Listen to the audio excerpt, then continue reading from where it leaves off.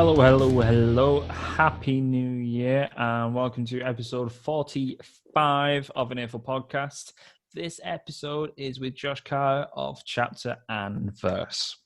Happy New Year in February, Eh? Getting Canadian. If you can't tell, we took a bit of a break. Deal with it. On this episode, we talk about a bunch of stuff. Enjoy. We talk about, how Chapter and Verse have embraced lockdown, how Josh manifested lockdown. He's the cause of it all. Yep. We also talk about Josh's fragrance company he has with a friend called Fiole. Link in the description if you like the sound of it. We're all about to do it after recording this. And every podcast after this is going to smell pretty nice, I'll be honest. Also, love M's. Also, we're going to be changing up the format this year. You're going to see a bit more horror. Let us know if you like it. Yeah. So that leads me on to socials. Make sure you're keeping it updated with us on socials. So that'll be Facebook, Instagram, YouTube, all that sort of stuff. Don't want to label them all off, but you know where to go. But expect a lot more like YouTube content as well, because we want to get a bit more video content out there as well as the audio. But yeah, go check all our socials out. Go check Chapter and Verse out, stream them, and as Matt said, check the fragrance out as well. The link below. You can smell nice while listening to a podcast. Who doesn't want that? Wait, before we move on to the episode. Smell you later. Oh, Yes! we're recording. Let's go. This is the first podcast of the year as well. It is. Should start off by saying that. And we're joined by Josh from Chapter and Verse. Hiya. How are you, mate? I'm good, thank you. I'm really good. Glad to be here, socializing. It's rare now, isn't it? It really is. It really is. I've got my gin that we've just been discussing before you pressed go, and I'm ready for a faux night at the pub.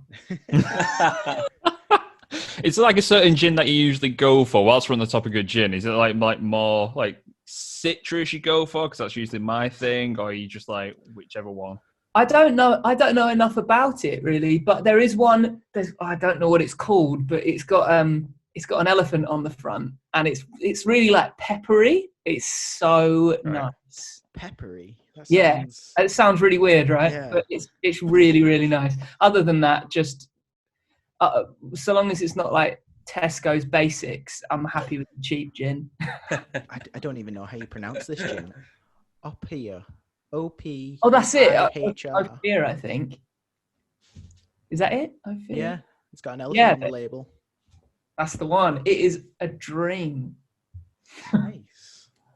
See, the only thing I'd go for if I was going to try gin again is something like a passion fruit, like sort of thing. I like my fruity stuff. That'll be my entry.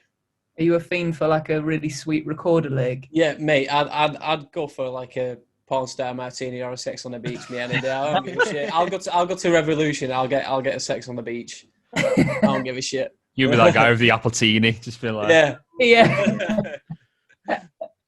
Is this a fancy gin, the one with grapefruit that you add to it? Ordinarily, my fiance likes to add pink grapefruit, and it is. At first, I was like, that's too much. It's too extra. But it is delicious. It's changed my life, and I've just run out, so I'm gutted. Just a boring old lemon. proper adult talk, innit? I've run out of passion for. Yeah. But that's what lockdown's like brought us down to, innit? Like really has. Getting excited about putting a piece of grapefruit in some gin. That's what lockdown's come to. It's true though, isn't it? Mate, food and drink is like the biggest joy in most people's lives at the moment. Yeah. But like, it feels like I've spent months just like eating a meal and then thinking, what am I going to eat next? Yeah. Well, I've found like, especially being stuck at home a lot, I've been looking at loads of like home cooking recipes and like making my own stuff. Like I've been a lot more productive in that sort of way. And I know like you two have as well, both Matts. Yeah. You all good cooks? I like being a foodie. Yeah. It depends what it is though. Like I think mine would like if it's more like Italian stuff, that's my sort of thing, or anything meat related. Whereas if it's anything like vegan, veg, and like you said, my other half. And you'll find this funny actually. Like back when it was me and Matt, the one with the brown green jacket on, whatever it is, khaki. I'm colourblind.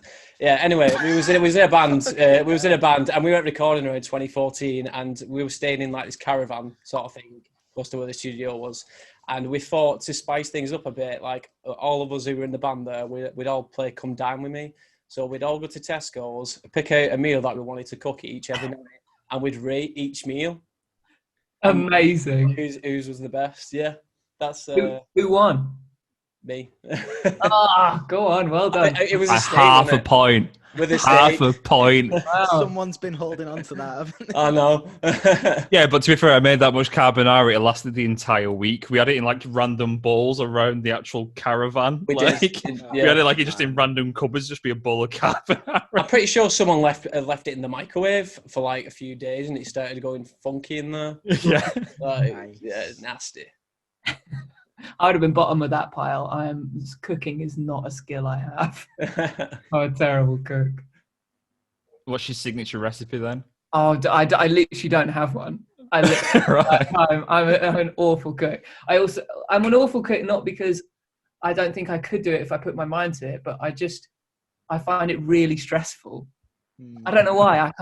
I'm not a particularly like stressy person, but there's something about it. I think it's like the fear that if I get this wrong, I could kill someone, including myself. But it just freaks me out. I don't know why. I think I'm not as extreme as that. It's not like I'm actually stood in my kitchen like fearing like mortality. I'm not actually doing that. Staring at food. Yeah, no. But Just looking at a lemon, just like, oh god, this pink grapefruit. I don't know. It just stresses me out. I get like that if I've got to multitask in the kitchen because I am not good at that. Like I made Christmas dinner recently obviously at Christmas. And the panic and stress I had because there was like multiple things going at once, that's when I shut down completely. It's hard. It's balancing all of that stuff at the same time. It's stressful. Yeah, and then it cuts to me and my girlfriend watching Hell's Kitchen going, can't even cook a risotto. Come on, what's going on? In actual fact, there's no way I'd be in that position. Literally, I got bang into MasterChef and we do the same thing. Yeah, man. Exactly the same thing. But mate, Christmas dinner is a huge responsibility. True. That's even more stressful. Well, yeah, added pressure. Yeah. It went well. I'll just. Oh, good. Congrats. Yeah. Like someone's died. It's. Yeah. Am I right in saying, although not cooking, you've got into gardening over lockdown? Yeah. How did you know that? I watch a lot of Hot Ones, so I'm relevant to you. I have. We've only got a little garden here, like a tiny little space, but and it's mostly patioed over. But it was dull as dishwater, but pre-lockdown. So with all the time that we had in the first lockdown, we like ripped up all the bushes at the side, and I've never felt more butch in my life. I built flower beds out of big wooden slab things. I was chuffed, and we just planted loads of nice looking plants. It was good fun. I wouldn't know where to start with that myself, to be honest with you. Nah. You are? I wouldn't even know where to start myself. Neither did I. Neither did I. But they're life skills, though. Like, if the end of the world ever happened or anything, or even if you just wanted to just, like, make your own, like, food and stuff, you could grow it. You know what I mean? They're life skills that you need. Yeah. We did grow a few things. We grew, like, tomatoes, and we grew lettuce, and... Oh, nice. Yeah. That's cool. Man, that's sick. But it is, like, it makes you really appreciate, like... I know it sounds really stupid, isn't it? But it makes you appreciate how much effort it is. Because for the amount how much effort for the amount that you get back, it's the scale of what you're used to on a daily is so different to the actual scale that you get back from like a day's work or however long. Like, it's really really interesting. But I agree. If we end up in Cormac McCarthy's The Road, I can help you with tomatoes. I'm gonna say we're coming to you.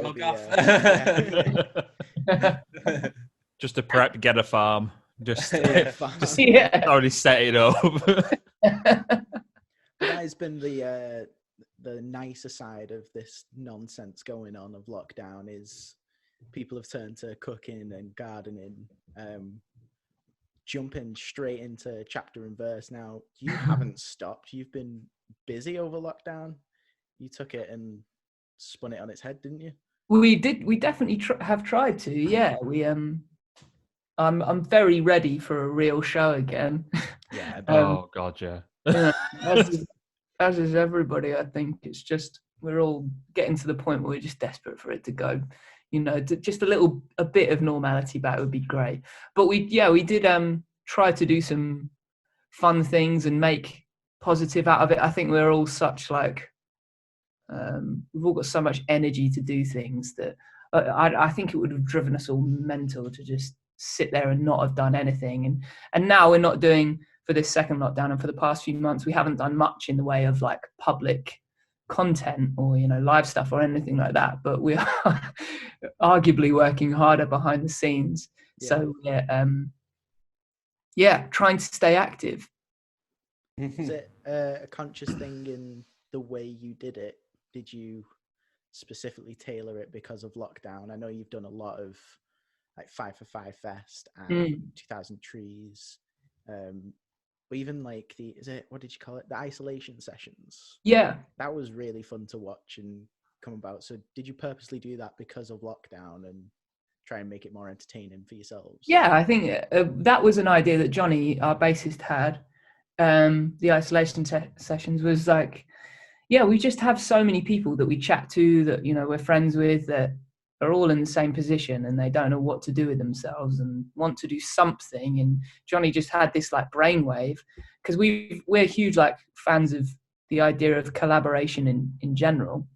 I personally am of the opinion that the rock world doesn't have half the amount of collaboration that it should do. Yeah, 100%. So when I remember being like, fuck, I can't remember how old I was, but remember when like Jay-Z and Linkin Park did that whole thing, and it was there were like two communities, but they were just I don't know, there was just a synergy between the two, and nobody batted an eyelid that these two completely different genres were just working together, and it was just amazing. And stuff like that doesn't seem to happen that much anymore. So not that we did anything as genre bending as that, because we didn't, but we all in the band, we all love the idea of collaboration, and seeing as everybody had time on their hands, it made sense to try and do something. But for everything else, like 5 for 5 and 2000 Screens from 2000 Trees Festival is all just stuff that we've been very like grateful that has kind of come our way at a good time, and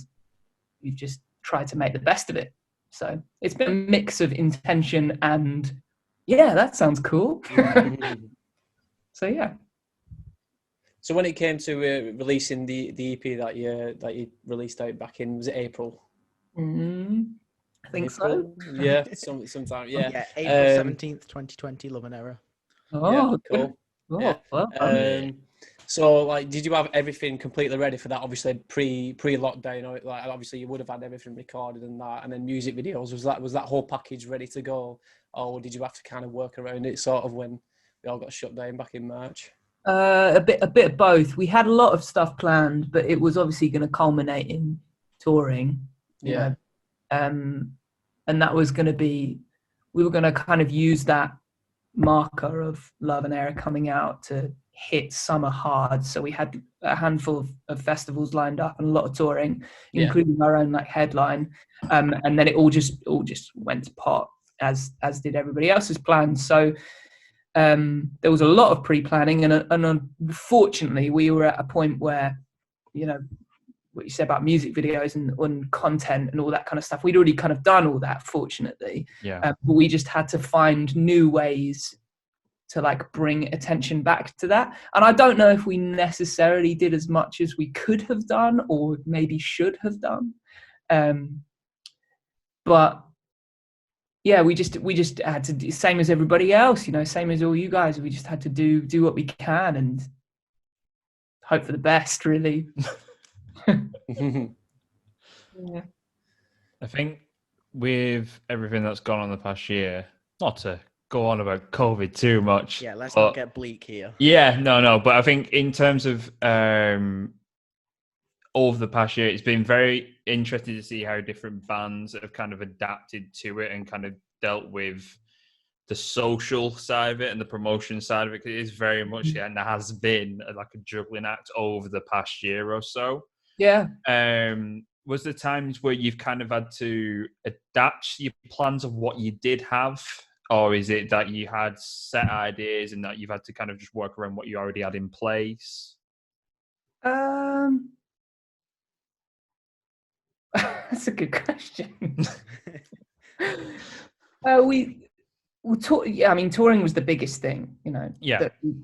that we just had to rethink stuff. And I think in the end, we did debate for a long time, holding it off entirely. We debated the idea of just literally pushing pause and just going quiet, waiting till it blows over, and then pick up where we left off.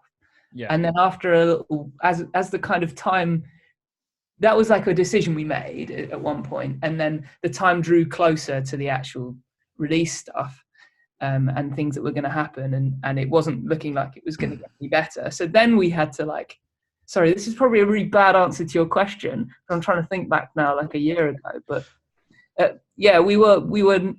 Yeah, sorry, that was a shit answer. Ask me again. I don't think it was, because no, I don't. The fact that you've even the fact that you even chose to hit pause on it, because I think a lot of people did go just pause what you're doing. We're gonna have live shows back. Weren't they thinking of September when it first hit? They were like, yeah, don't worry, winter we'll have gigs going again and everything will be fine. Just push the tour back and stuff like that. And it's just gradually continued. We moved it twice. We moved the tour twice. Yeah. In anticipation of that happening. And then eventually we just decided to pull the tour, push the release forward as it is, get the stuff out, anything else that was left, get it out as per, and move on. So we did debate the idea of reinvigorating it by doing a Love and Error alternative release or a deluxe edition, or re-record one of the songs that was in the mix when we were writing the EP, release it with an extra song. And in the end, we were just I think it got to the point where everybody was just so ready to move on to the next thing. Generally everybody, not just the band, that we were just right, fuck it, let's just put a pin in it, be that was that, next step, what are we going to do now? And that's when the isolation sessions happened, really.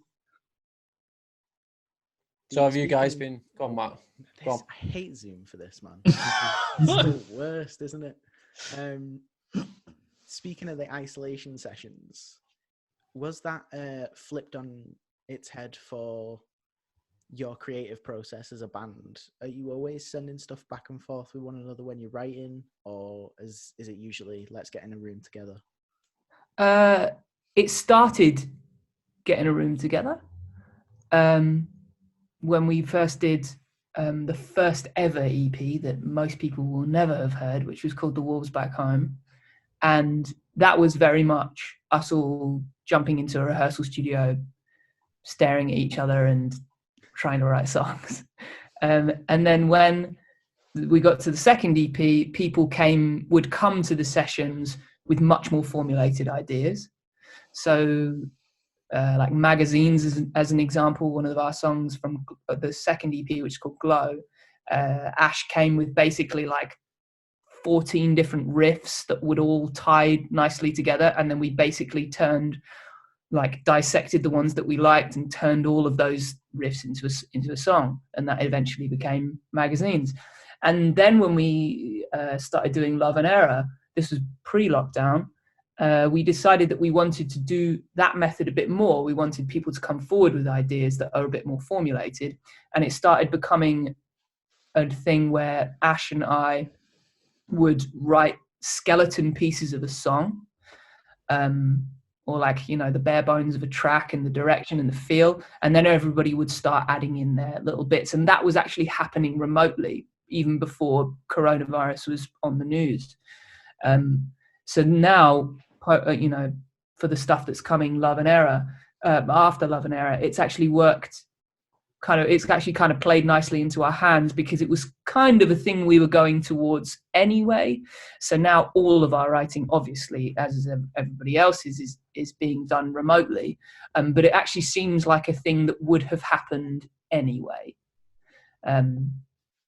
So yeah, we don't feel too hard done by in that respect, because I really feel for the bands that like are so reliant on their live, what's the word, like synergy. You know, some musicians just get together and just smash heads, and it produces amazing things. And I feel so sorry for those people that aren't able to do that. But fortunately, the way we ended up working was taking a slightly different turn.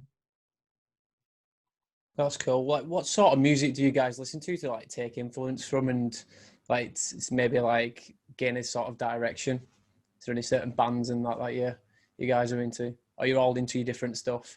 Yeah, lots of different things. I mean, we're all into like rock stuff. So like we all like a lot of mainstream rock, like Nothing But Thieves and early days Muse and Royal Blood and big bands like that you'd hear on the radio. But we also all have our own little twists and trinkets and stuff that we really like. So I am a massive fan of pop and like alternative pop and R&B and stuff like that. But when I was a kid, I was absolutely obsessed with metal and hardcore. So I'm like the polar opposite ends of things. But there's lots of different influences. All the other guys have their own little things that they're really into. And when it comes to writing for us, we're trying now, well, I definitely try, and I know some of the others do, to try and avoid listening to music as much as we normally would, just so that it doesn't start like seeping in. We're very like, it's like the band's constant. It being in a band's like a constant thing, isn't it? To like find your sound. Do you know what I mean? I end up finding that I get so influenced by some things that I'm like, I'll write something and then I'll listen to it later on and be like, oh, that's literally a already existing song. So yeah. Half the time that stuff is subliminal as well. It's like it's just the tiniest things stuck in your head, and sing it out, and then you're like, oh, actually, second thoughts. Yeah, it's so true. Like there must be like millions of accidental pastiches that like happen in everybody's bands, and you just have to like be astute enough to go, oh no, that's my idea, and that's somebody else's idea from 10 years ago. Yeah, I think that's the bane with just like the curse of being a musician, where it's like, for example, I did something recently where I went through like a massive phase of listening to Def Cab for Cutie.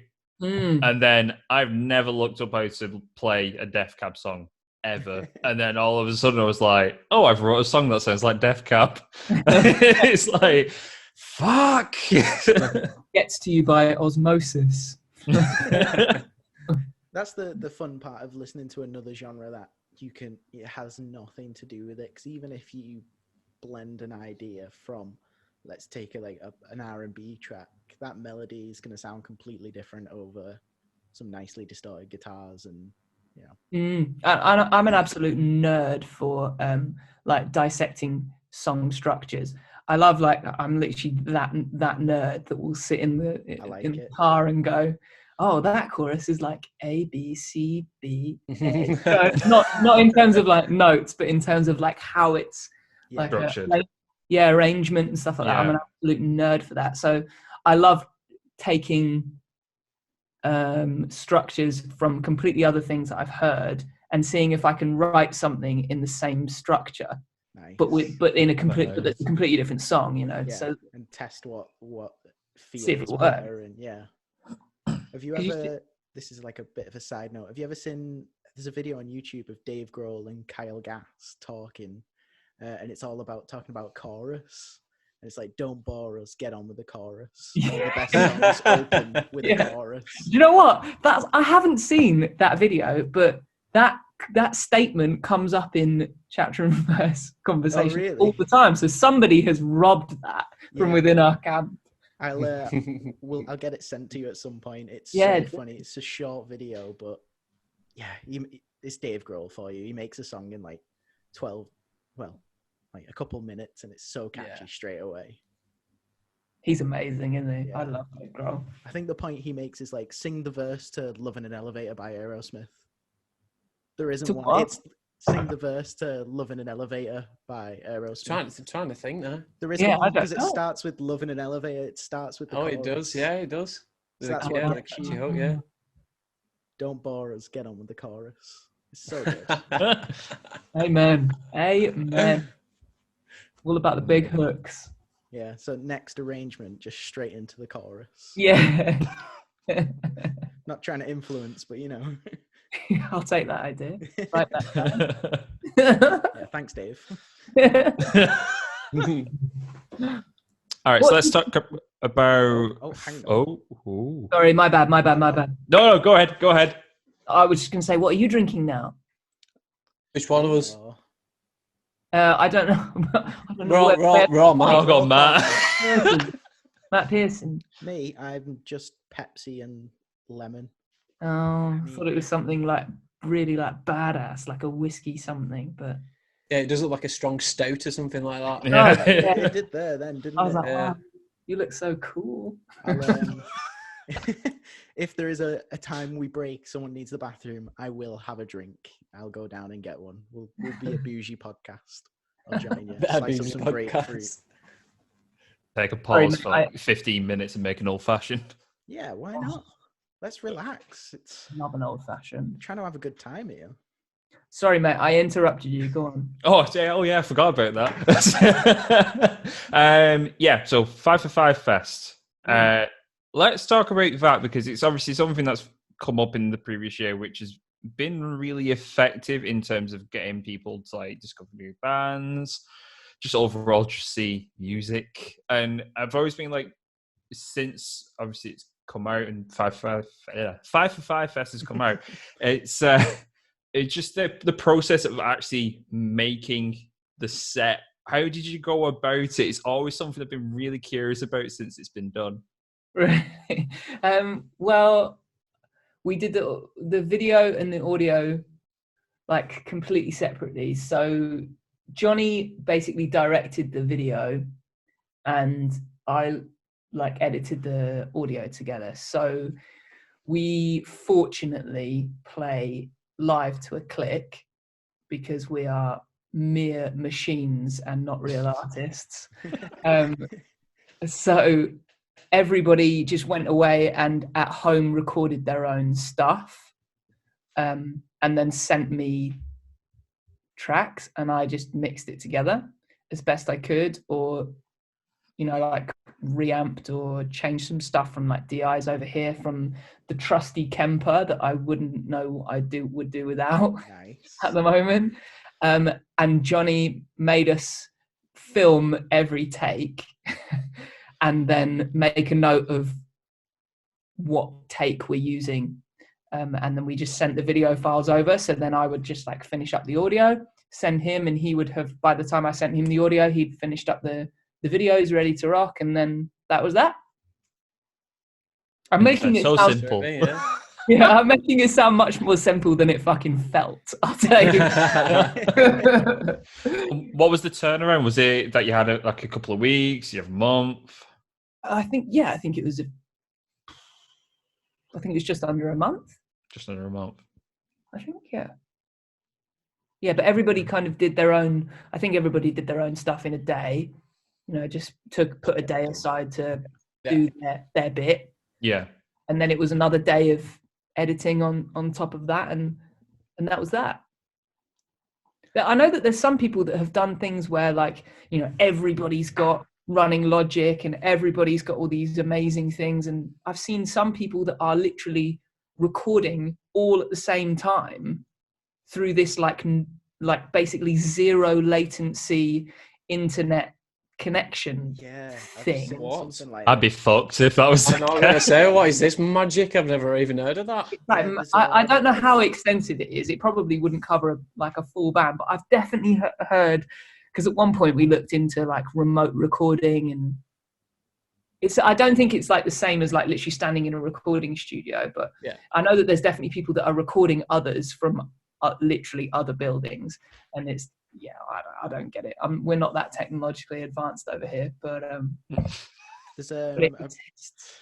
there's a producer we've previously worked with, Antonio from Freefall Studios. He's doing Right. a bunch of that, where I think it's a plugin that you put on your DAW, and I think that links. But essentially, he filmed his computer, and it's just someone on Zoom playing, but the waveform is appearing on his DAW. What? It's Mental. magic.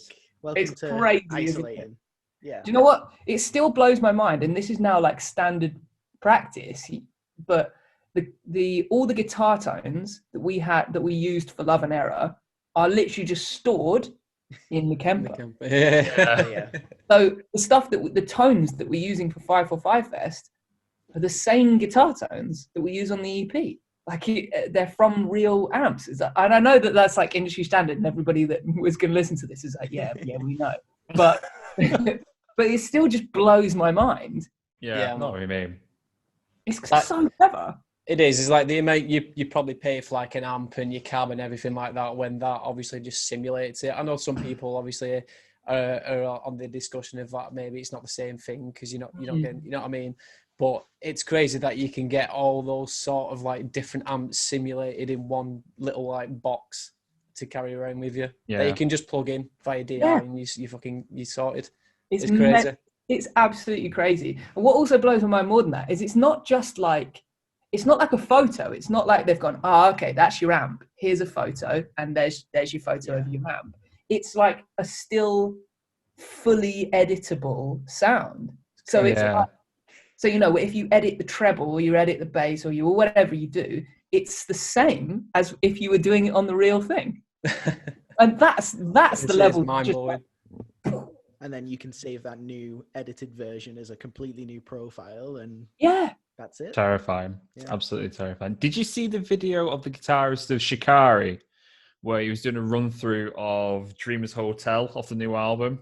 And he was halfway through the song, he changes guitar tuning and transposes his guitar tuning through the Kemper whilst halfway through it. So the verses are a different tuning to the choruses.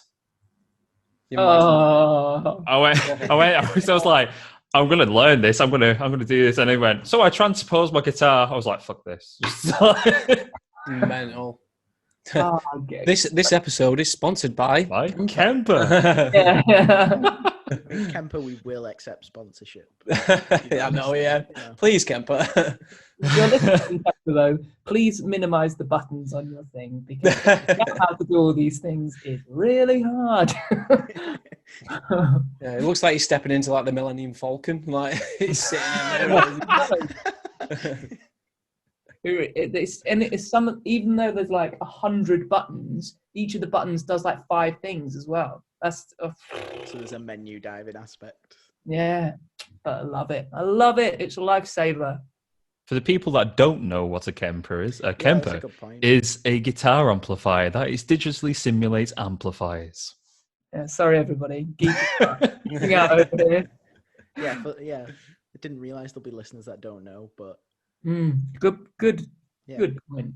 But it's the same with I really like synths, and there's some stuff like modular synths where you can't save anything, and that's considered like the beauty of whatever sound you create through the synths is you've discovered that in this moment. As soon as you pull those cables out, that's it. That sound's gone forever. You'll try and recreate it, but it'll never sound exactly the same. So what people do is they get like these cards that are laid out. So you have to like mark on the card all positions of where you've turned each knob, where you've put a patch cable in. But then you think of like a Kemper, it's just like click 2 buttons and I can sound like Paramore. Fuck yeah. Yeah. It's that's the equivalent, or the comparison, should I say. It's so true. I love all the modular synth stuff, but I'd be so annoyed if you find something amazing and then you lose it. And now we're just not used to that anymore in this day and age, I don't think. No. Oh no, definitely not. I think that's why it's got its niche market. It's a unique thing that, I don't know, some people like. I'd just always be recording if I had a modular setup. Yeah.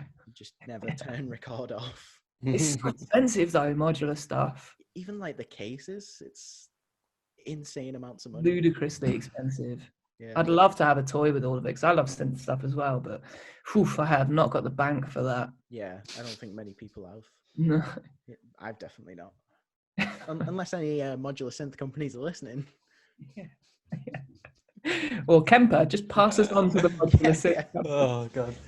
We are supported by. It's going to be our most profitable podcast. Fucking hell. So, have you guys been writing then for your next release at the moment? Are you prepping for that maybe for this year at some point? Yes, we very much are. We have some things already finished, basically. That will be coming out soon. No set date yet, but soon.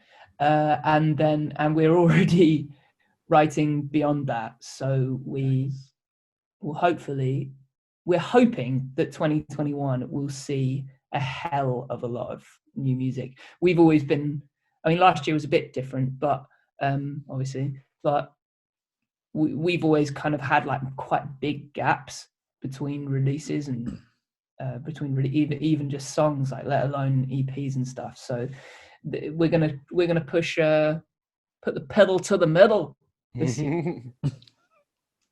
Is it a case of there's always someone in the band that's writing, or is it with you saying sometimes large gaps and you're about to change that?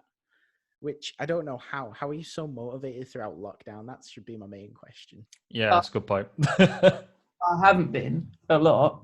At the beginning, I was like, I think it's weird, isn't it? Because most people have like slowed down. Well, I mean, everybody's slowed down, and at the beginning, I found that really, really difficult. I think I overwork myself a lot, and at the beginning of lockdown, I found it like, I need to do something. So I literally doubled down and worked like crazy hard and wrote a stupid amount of music.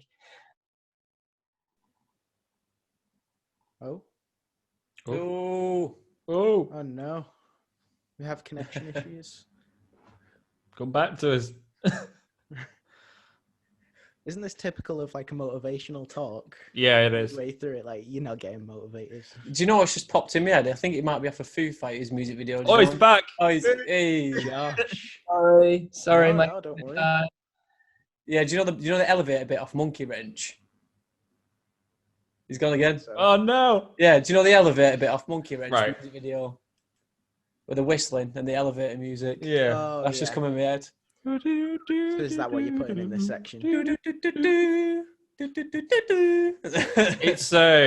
Mr. Big off the first Foo Fighters album, but it's lift music. That's what it is. Yeah, it is. It's music. Music. Josh. Oh no. Please unfreeze. Should we pause and then? Yeah, man. Wait till he's back. Oh. Josh. Oh. I see you. I can hear you and see you. I don't know what's been happening. Sorry. No, don't worry about it. It happens all the time. Cut that. It's usually me. Yeah, it is usually me. Yes. Sorry. Yeah. Let's jump back a step. Sorry. Yeah. So we were talking about like motivation. No, are you kidding? We froze again. No. And we're back. So we were talking about staying motivated throughout lockdown, and the first one you weren't feeling motivated. I was at the beginning. I really because it's I live in London and it's really expensive, and I spend you work so hard in between being a band and being on tour in your normal day jobs that it's really hard to find time to be able to devote yourself to the band and the thing that you want to do. So I found myself pre-lockdown saying all the time, oh God, just give me 4 to 6 weeks off and I'll write a fucking record. I'll write a whole record if you give me that time off. How can I do that? How can I save up enough money that I can not work for that long? And then lockdown happened and I was like, oh my God, I've got that time. Did you manifest the lockdown?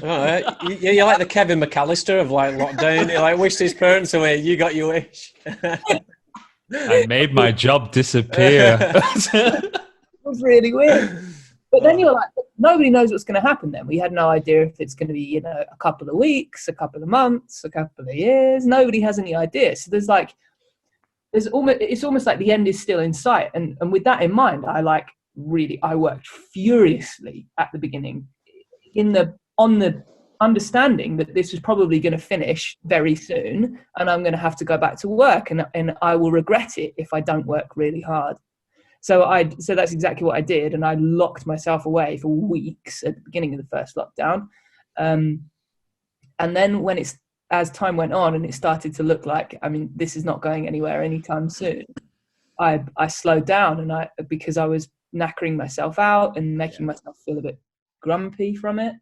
And then for a few months, I wrote fuck all. I wrote absolutely nothing. And all the stuff that we did was just stuff that came our way. And we were very fortunate. After the isolation sessions was done, we were very fortunate to get a couple of live show things. And other than that, I read fuck all. And then it's only since this second lockdown has happened that I feel like most people are starting to get a bit more of a balance now, and I've learned a lot about myself and my own life and outside of the band because of lockdowns and coronavirus. Which is important to take time to learn that. Exactly. I live with my fiance, and I got to spend a lot of time with her and just be me for a bit and do my thing. And I started a business, which is a whole other story. But and then now I'm starting to like find a bit of a balance, and so now I feel a bit more comfortable and I'm writing a lot, but I don't feel quite so pressurized by myself or by the time to get it done. So because you manifested it and did get that time, it was that point where you were like, I have to, because who knows? And now you've got that healthy balance. I quite like that you've looked at it in that way. I think so. I did not have a healthy balance at the beginning. No, yeah. I don't know if anyone did, because nobody's had this in their lives. I mean, did you guys? No, I don't. I think it's unrealistic for anyone to expect a healthy balance during all this. It's just weird. It's just the weirdest thing. And I think most people are waking up every day and going, like, this is still weird. Yeah. It goes on, it doesn't get any less weird because we're so accustomed to life being as it was. But things that I feel like most people, myself included, are getting better at managing it. I know you, Matt, you was going to bring up the company as well, weren't you? The fragrance company. Yeah, we want to talk. Yeah, I was going to get into it. Is that how you pronounce it? Yeah. Yeah. We want to talk about Fiole. Yeah. Yeah, sure. 100%. I'd love to talk about Fiole. What do you want to know? I think... Wait, that's the point of a podcast, isn't it? Yeah, so for the listeners, do you want to explain what Fiole is before I butcher what it is? No, I'm sure you won't. Fiole is a company that myself and a very good friend of mine, Sam, have started, which is essentially an online store that represents independent fragrance companies. And it has a unique method of finding it, of helping you find a fragrance that suits you. The goal of the company is to support and represent a lot of independent businesses, and secondly is to focus on you as the consumer. So rather than you walking into a store and having a celebrity face jammed down your throat and being told that this is the only way that you're going to smell the way you want to smell, is to aspire to be like this. It's about you and your personality, and it's about finding what you like for the reasons that you will only know, and then matching you up to a fragrance that will go alongside that. I'm right in saying It's a once cool you've concept. done that, Thank you. is it like machine learning through the website that gives you Yeah, choices? kind of. It's essentially a massive. So it runs off a virtual consultant. You make decisions that are binary A/B decisions. You choose, I want this over that, and it's always A/B decisions. But what that basically does is it's a huge decision tree, like with hundreds of different routes, and the decision you make dictates the way you go down the route. And then at the end, there's essentially a very large fixed number of outcomes. And we get fed that outcome. So, we get told, okay, this is your result. And we would then curate a selection of recommendations that would match your result. You get sent that in the post, in a box, and you're taught with the box how to analyze the 6 recommendations that you get. And when you say you fall in love with number 3, the idea is that you'll like everything in the box, but we're trying to find one that you're like, mate, that's gold. Yeah, that is me. So you find the one that you like, say it's number 3, and then when you pick up number 3 on the website, you can redeem the cost of the box. So the box is basically free when you find your favorite fragrance. So am I correct in saying when you receive this box of, is it 5 or 6? Yeah, 6 samples, depending on the decision tree, you don't give the name or any details about it. It's like a blind. Yeah. So you scan a QR code once you've settled on which it is, and then it'll tell you that info. That's exactly it. Yeah. So with fragrances, it massively subjective. Everything that you know about fragrance as a person there's only 2 things that you are born with, and everything else is learned. The things that you're born with is a reaction to the smell of bitterness, like lemons. So if you hold a lemon under a baby's nose, it will recoil. And there's another thing which is to do with a hormone called indole, and it evokes like the feeling of pleasure. So, and it appears in lots of different things and lots of different flowers. It appears in, I think it might appear in things like vanilla. It appears in lots of different things. And if you hold that under a baby's nose, it's quite likely to smile. And other than that, literally everything else is learnt based on experience, positive or negative. So everybody's tastes are developed by the things that they learn over time, meaning that now, as adults, everybody's taste is to tiny little degrees is very, very different for huge reasons, whatever. So it's about, we live in 2021 now, and we're all a bunch of individuals, and it's amazing. We want people to be individuals and be themselves and stuff. And the fragrance industry, in my opinion, is not something that has quite caught up with that yet. So that's what we're trying to do. It's cool because go on. Let's go 2 things there. So, the first point is I've only really noticed this system from my own personal experience, where it's something to do with coffee, to see something to do with aftershave and perfume, where it goes through that system rather than it being like a celebrity face on a box and stuff like that. I think it's such like an interesting and like forward way of looking at it. It's so much better. Thank you. Just the second point, how fucking bizarre is it that we kind of depend on celebrities to be on an advertisement to go, I want that aftershave? Well, that's it. It's consumerism, isn't it? Like consumerism.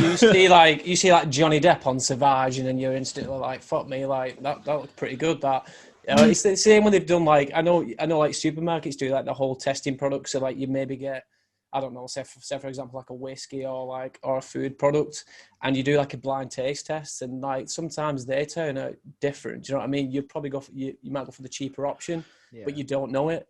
Well, I get what you mean, and it's cool that you can represent those like independent companies like that, especially during a time like this as well, where most of them need it. So yeah, it's a cool aspect. Thank you. Yeah, it's a really like fascinating world, and I think it's something that is. Just I don't really know why, but it's become only accessible through certain like very particular means. I feel like it's like it's literally one of the 5 senses that gets overlooked like so much. But nobody wants to smell like shit. Everybody wants to smell good, and everybody's opinion on what smells good is different. But currently, the world of fragrance and perfumery is either very, very expensive and feels a little bit elitist, or I don't know, it's not as accessible as we think it should be. It's refreshing to see, us talking about fragrances, and it isn't an advert based on sex. Like, attracts the opposite sex or whatever your attraction is with this smell. I think Lynx did like one of the most ridiculous ones. Didn't someone like spray Lynx and women just chased after this guy? Like, how the fuck does that associate with like a smell? I was going to say that's one fragrance we have in common. Lynx Africa. We all have that one in common. Everybody's got that one. It's been Christmas, you stocked up again. Yeah. I did. I got 2 box sets. Did you? Yeah, I got the 25th anniversary Lynx Africa box set. It's like, I didn't even realise it had been around that long. Fucking hell. It feels longer. Oh, fuck yeah. That's right.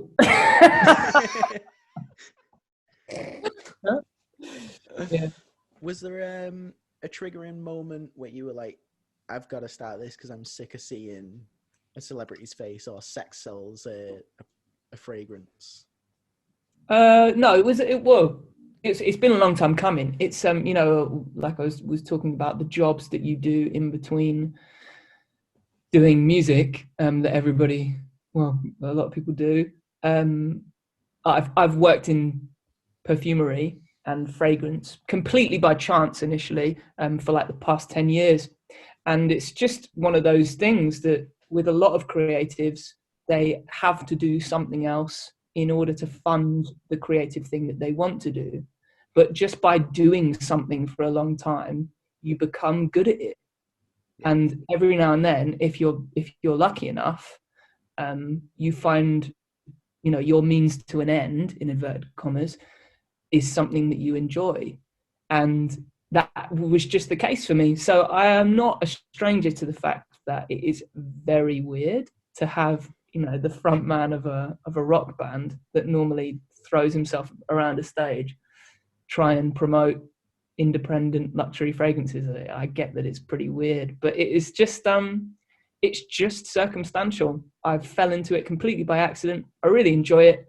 I worked in it long enough in between touring to actually become good at what I do, and then saw a gap in the market with that concept. And anything that you devote a lot of time to, you start seeing the holes in, or the positive things from, whatever the job is that you're doing. And there was a lot of holes, in my opinion, and that presented an opportunity for us. So I'll put it this way: no more smelly toe buzzes anyway. Yeah. I swear, all the chapter and verse boys are obsessed.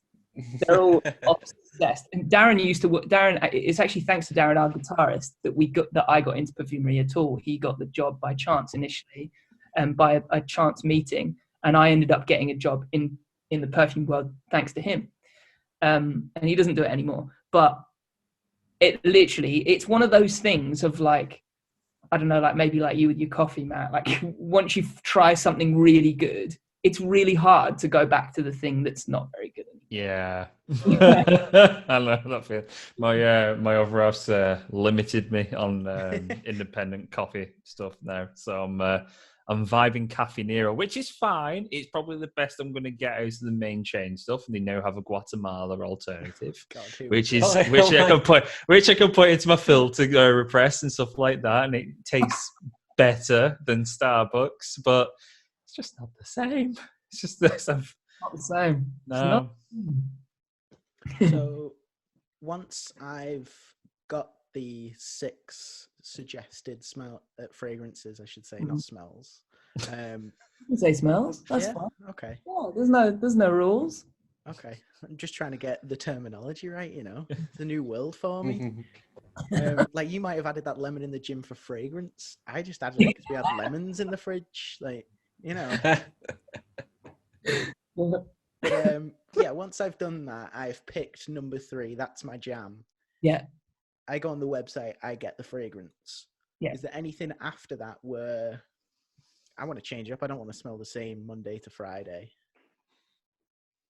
Is there anything after that where it's like, hey, we did give you 1, 2, 4, 5, and 6. Get them as well.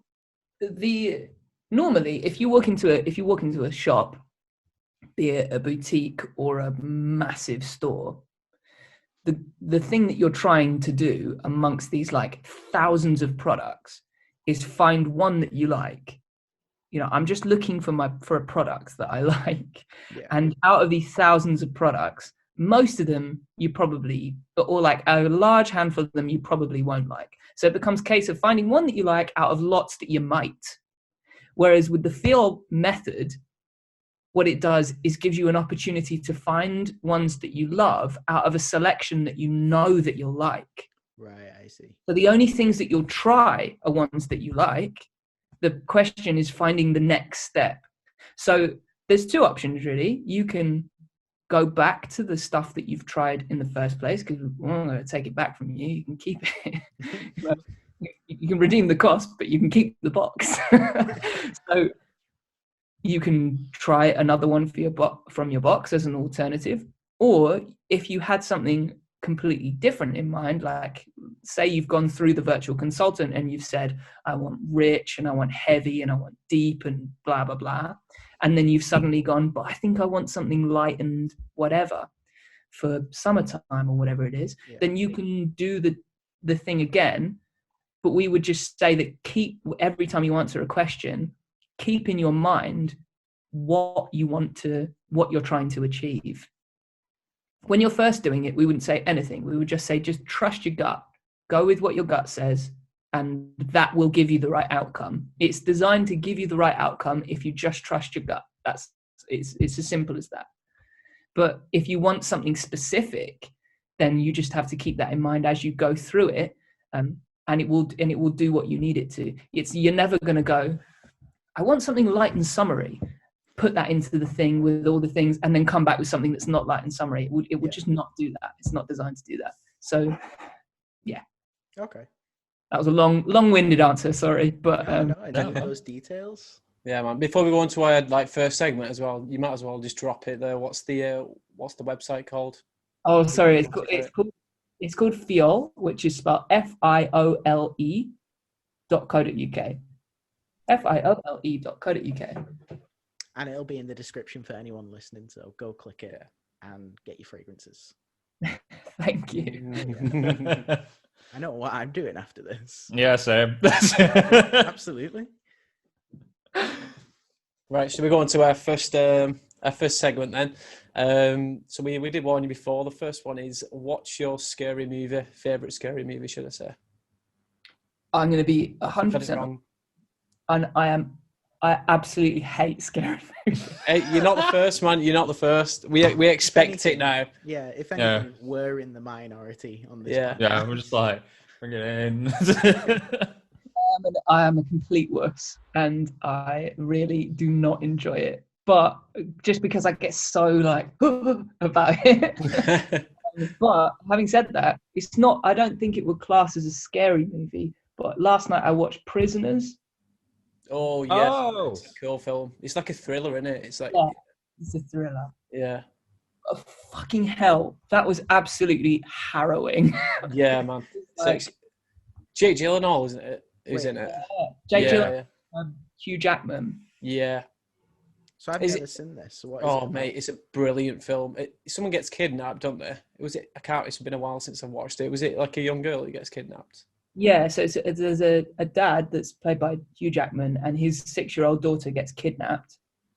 And Jake Gyllenhaal is the local detective who starts investigating the crime. That's the basic thing. Okay. They tell you this in the description on Netflix. So I'm not giving anything away, but the main thing is that it sounds a bit like Taken, but Hugh Jackman takes it into his own hands to capture the culprit. But it is so much more than that. That makes it sound like Taken. It does, yeah. And it is so much more than that. Yeah. And I mean, it was brutal. Like, It takes you on a roller coaster. It's okay. I know, mate. You've got to see it though. We don't want to spot because it's got that many twists and turns, and really does. it misleads you in parts as well. It's cool. You should Very good. Yeah, don't get it spoiled for you, Matt. All right, Don't do that. Watch I'll it. go watch it tonight. Can I know now what your favourite scary films are then? Mine's like Halloween. Number Halloween. I can see it. Not the Rob Zombie one, even though I do like that. The original one. Halloween. Okay. Yeah. Go Yeah, on, oh, you are going. Okay. Yeah. Nightmare on Elm Street. Okay. These are all like cult choices. Okay. Yeah, mine's The Shining. Oh wow! Like 3 proper cult choices. I mean, if you want some like, B movie recommendations, we've definitely got those. But if it's something to watch on repeat, for me, it's either Halloween or The Shining. Actually, Scream maybe as well. Scream as well. Yeah. I think I split to is a 3. It'd be Elm Street, Evil Dead, and then Scream. Oof. Scream's such a cult classic as well because of the 90s like meta nostalgia stuff. It's so good. Is there any movies you've watched, Josh, where you've kind of got in there, you watched it, and you came out and you're like, oh, he's I thought he froze again then. Are you back? Oh, no, I'm back. I think No. I was... It might have been just really still. I don't know. Oh, I'm so happy that's happened. A bit of context, Josh. Matty will purposely just stay as still as possible to fuck with you on a Zoom call. He's so good at it. So I'm happy it's the other way around right now. Yeah, I was saying, like, is there any movies, like horror movies you might have watched in the past where you've like come out of it and you've been like, fucking hell, that is scary, I'm not going to sleep tonight, or where it's probably put you off horror movies in general? Yeah, what was the film that put you off horror films? I don't know, I'm just a wuss.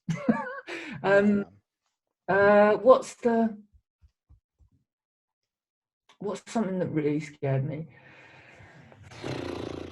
I found I remember going to you're probably going to be like, oh, thank God. I remember going to a house party when I was a kid and watching the Texas Chainsaw Massacre. Yeah. Right. And thinking that's grim. Yeah. That's grim. I absolutely hated that. Silence of the Lambs, that scared the shit out of me when I first saw it. Yeah. I love that film. It's awesome. Yeah, it was a great film, but it made me feel so uncomfortable. What other ones? Other boys in Chapter and Verse, they all love it, so they'd love to like make me feel uncomfortable and watch horror movies. And the last one they made me watch was Wreck. Oh, the Spanish horror. Yeah. Zombie one. Oh, that is brutal. Yeah. It's like one of the least fun nights of my life. And that's why you record remotely now. Yeah. That was really scary. Not fun. Very good though. Like a fully recommended film. Yeah, there's loads of like some people are put off by the fact that like it's a foreign film. Do you know what I mean? In a different language, but like films, for example, like Wreck, Train to Busan that we watched recently, which is a brilliant film. It's Korean. Which one's that? That's a Korean zombie film, but it won a lot of awards, and it's like honestly, if it's not scary as such, I think you possibly might like it. It's just very intense throughout. Yeah, but that's it's tense more than anything. Yeah, it's one of the best zombie films I've seen in a very long time, and then it's all in Korean. And then there's one more Korean film which was called Parasite. That one, I think it won a couple of Oscars. I think it's on Best Picture, didn't it? Yeah, which is crazy to say it's a Korean film and it won Best Picture and an Oscar over here in obviously the Western world and stuff like that. Not over here, mate. Yeah. UK don't do the Oscars, but yeah, well, the US, you know what I mean? Yeah. But it's crazy that something broke through like that. And again, I've watched that, man, and from beginning to end, it's just that's intense, but it's a great film. So yeah, I recommend that if you're into that sort of stuff. Yeah, definitely, I'd be up for that. I don't mind a zombie movie. I really liked I really like 28 Days Later. No, that's not a zombie movie, is it? But the what's the other one? 28 Days is a zombie film, yeah. 28 weeks is a zombie film, yeah. Yeah, 28 Days Later. And what's the one where they hide in the big mall? Oh, you're on about Dawn of the Dead? Yes, I enjoyed that. Yeah. Oh, you think it's shit? Oh, wait a minute. Are you on about the remake one, Dawn of the Dead, or the original? Cannot remember. I saw it a long time ago. Yeah. Why do you think the remake is terrible? I can't really remember it, to be honest with you. I love I've the never I love seen the either. original. Okay, I all right. love the original. Again. But I remember it. I think we find your way into horror films. It's like with any, Zombies. it's like beer, wine, anything. There's one gateway thing to get into horror. Like this so is what we're it. gonna do now, Josh? We'll send you 6 DVDs. Yeah. Choose one you love. That suits you. Fucking hell. Right. Go on, Before Mark. we move on, going back to, she said, is it Prisoners that I have to watch? Yeah. It's one of for me. You say that you just said that you put horror movies on repeat. For me, that's a film that I will never watch again. Okay, perfect. Yeah. but I will happily recommend it. It's like so worth a watch. Okay, But it made me so uncomfortable. I wouldn't watch it again. Oh, okay. Because I hate Taken. I just see it as Liam Neeson being a bad father. That isn't this. So this definitely isn't like you just shit down. No. No. Okay. No. It's nothing like that at all. Complete opposite, if anything. Right. I'll give you my. This is verdict. like 7 suspense. Oh, perfect. Yeah. Seven. That's a great film. I really like Seven. Yeah, man. It's just not the same now, though, is it? Yeah. Like, How do you feel about Kevin Spacey now? Innit? I guess so. I hadn't thought about that. He's even more creepy. I forgot he was in that, if I'm honest. he's killed that, House of Cards, and LA Confidential. LA Confidential is one of my favorite films, and I can't fucking watch it. I really enjoyed House of Cards, and I tried to get into the last season where they like flipped it on its head and did it without him, but I just couldn't. No, it's not do the it. same. Wasn't for me. Unfortunately, he plays a creep very well. What a surprise, you know. Yeah. Right, should we get on to our next segment then? Yeah. So we're not talking about pedos anymore. Josh, if you froze it, you're tricking me, man. You keep doing it. No, I haven't frozen it. Oh man, right. So our second segment is what's your pet peeve, like, or what are your pet peeves in life? What things piss you off the most? And it could be the most petty things ever, because we've like we said before, we've had things like people biting on forks and chewing food loudly and stuff. Just anything that pisses you off. Let's go for it. I'm gonna give you a really petty one. Yeah. I live in London and get the tube a lot. And one of my biggest pet peeves is people that stop walking at the top of an escalator. Why would you do it? Yeah. How can you be so stupid? Well, I know in London you've got that system, haven't you, where everyone like it's only in London, like nowhere else in the UK. Everyone, to the right, you stay to the right. Is that right? You're not walking. Yeah, you stay to the right. Yeah. Yeah. So you're saying people are walking up the left thing and stopping? No, as in people that get to the top of the escalator, whether they're on the left or the right, yeah. and then they get to the part that isn't moving anymore, and then they just stand still. You're like, you have any idea of it? Like, there's no like British politeness here, because I can't just go, excuse me, I'm only going to go. Oof, yeah, straight. I'm only going to walk into you because there is a machine behind you, like less than, like 20 centimeters behind you, that's going to force me into walking into you. So please move. I hate it. It does my head. But that's really petty. There you go. That's a reasonable one. No, yeah. I remember when we first went, my first experience in London, we met Jamie Finch of Anave. And like, he did the typical thing, like, we'll write with him. But then he was like, oh, let's go look at London if you've never been. And he just let me stand on the left-hand side still, and he's just waiting for it to happen. Yeah, I'll never forget that. Thanks, Jamie. So I was one of the dicks that just, stopped. I mean, I didn't stop at the top, but That's fine, because then you just go, because then you've still got the room for the British politeness. You go, excuse me, and they go, oh, sorry. and they move to the right. Whereas if you stand at the top, there's no time for that. There's just literally. And that's why it's I always think with every experience I've been with London, where I always think it looks like something from Formula One with people trying to catch the tubes. Like, it always looks like everyone's just bombing it. And I'm like, what the fuck is it? It can be mad. It can be crazy. Although I've had to get the tube recently, and it's eerie getting on a tube and only having like one or two people. Yeah, it's I bet. eerie. Yeah. Very. It's nicer now, and you've not got people stopping at the top of an escalator, probably. That's true. That's true. Yeah. So you manifested the lockdown to happen, so you could abolish your pet peeve. And man. Work on the album. Yeah. That's the only reason I did it. I said I've got a cool tube story. I remember like going to to get on the tube once, and I was stood at the platform. I got on, and like there was these like two people like arguing and stuff, and then we was looking around, and as I looked to the left of me, Alex James from Blur was just stood there, just watching it unfold. And I literally, I had to like double glance, but I didn't want to say anything to him because I was like, if he's not Alex James, I'm like a fucking idiot. And plus, I didn't want to bother him, but he's probably just going collecting some cheese or something like that.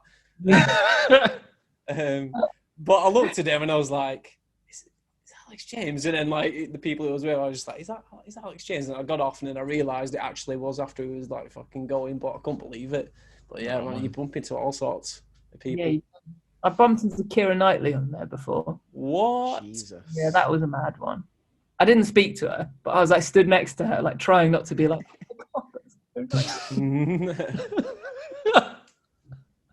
Oh, and there was another one, another person I saw, a guy. I saw Josh Franceschi on the DLR once. Oh, really? Yeah. Are they from London?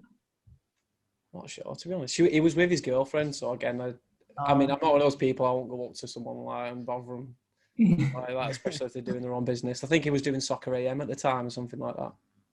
Mm. Is there anyone else famous then that you've seen on there?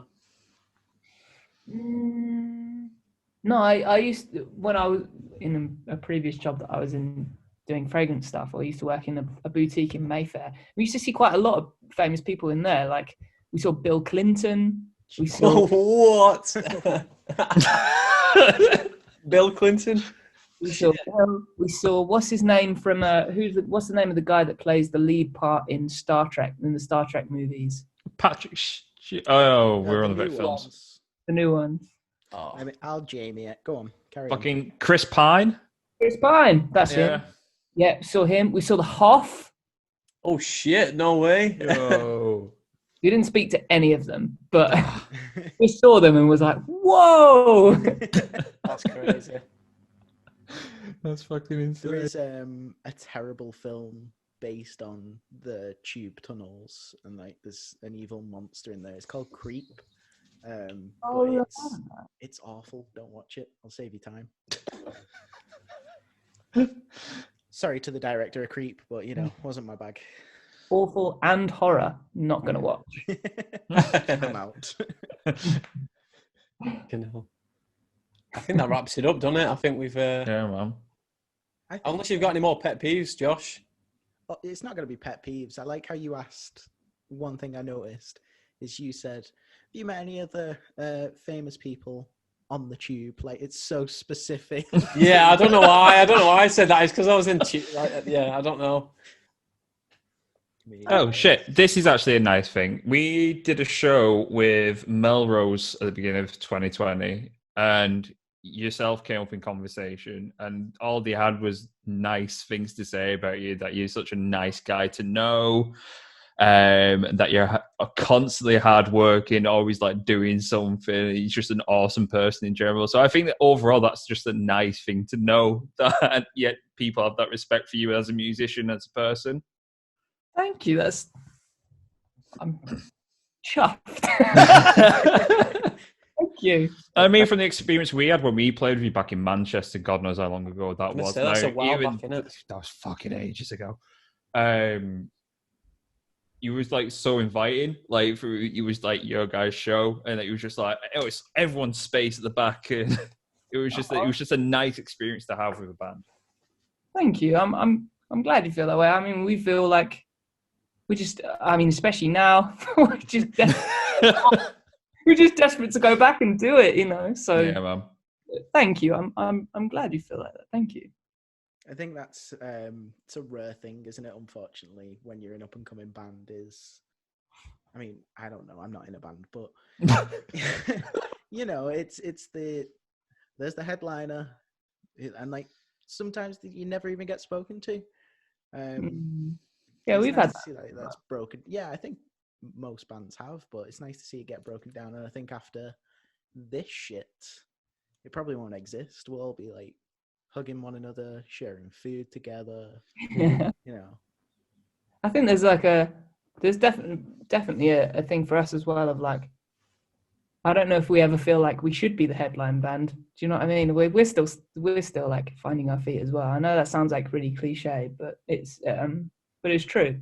I think a lot of the time we're kind of like just very like a 5 excited boys, very happy to be there playing music. So yeah, man, absolutely. Yeah, I should probably like say a thank you as well. The reason I asked you about motivation is because seeing you on my Instagram feed, I was like, no, it's all okay. Things gonna be all right. Let's get working, kind of thing. Like, it's very motivating thank you. And nice to see. Yeah. Do you know what? Thank you. That's really nice to hear. I've like distanced myself a bit from Instagram stuff just to kind of get my own headspace. So I get that. Yeah. So like that's really like nice to hear in that scenario. Thank you. Yeah, no problem.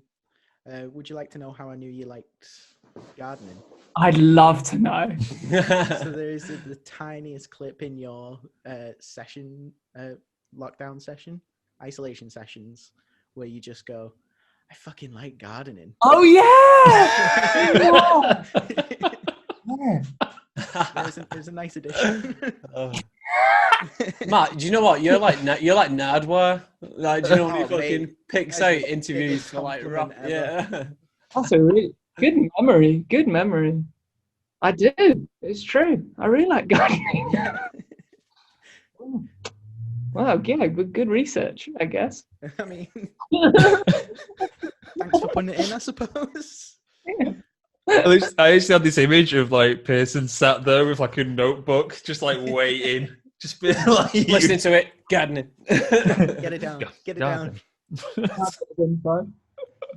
Oh man, yeah, I think that wraps it up anyway. Yeah, thanks a lot for coming on, Josh. Oh, but pleasure. Thank you so much for having me. Like I said, it's been a night out of the pub in these times. Hell yeah, that's what we like to hear. We all need a bit more socializing with all this nonsense. Amen. Yeah, we'll do a fake goodbye now, and then so everyone should go visit www.fiole.com or .co.uk. .co.uk. And go stream chapter and verse. Not that you need us to tell you that, but you know. Thank you very much, Josh. Have a smell at the same time. Listen to music and smell good doing it. Amen. Thanks for joining us, mate. Thanks, man. Cheers, man. That was episode 45 with Josh Carr of Chapter and Verse. It was a bloody good one. What a way to start off the year. It was. Big bang. Bingo, bango, bungo. Bingo, bango. Let's go. Fucking hell. Right. So if you've listened all the way through the podcast, you should know that you got to go check out Josh's company, Fiole, spelled Fiole. That's right. What was that again? .co.uk. That's right. Sorry, it throws me off because when you say feel, I've never seen it spelled this way before. But yeah, that's right. Fiole. Fucking hell. It was amazing you said it with your eyes closed. Right. Yeah, I was trying to picture it in my head. He's trying to feel. Feel the feel. Yeah, anyway, fiole.co.uk. Go check that out and make sure, obviously, you go and check in Chapter and Verse out over on YouTube and Spotify, all the other streaming sites. Smell nice today. All right, and if you haven't already, and we're 45 episodes in, you should have probably gathered we have social media like everybody else. Check it out on all the typical places. I'm not going to list them because I'm sick of doing it. But Discord. Join our Discord. Yes. join our Discord. We are fun people. We do like to talk from time to time. So we have different topics you can all discuss with us. So jump on there today. Share memes and pet photos. Isn't that all you really want in life? Yeah, I mean, there's all sort of categories that you got coffee, pets, photography, memes. We also do driving, so we do movie nights as well. If you fancy that, if you got a recommendation, pop that in. There's loads of shit. I can't even keep up with it myself. Like I was just saying to the guys. We've just gone from not listing socials to let's list every channel in our Discord. Yeah, dude. Discord. Just go check it out anyway. Hell yeah. Thanks for listening. Amen.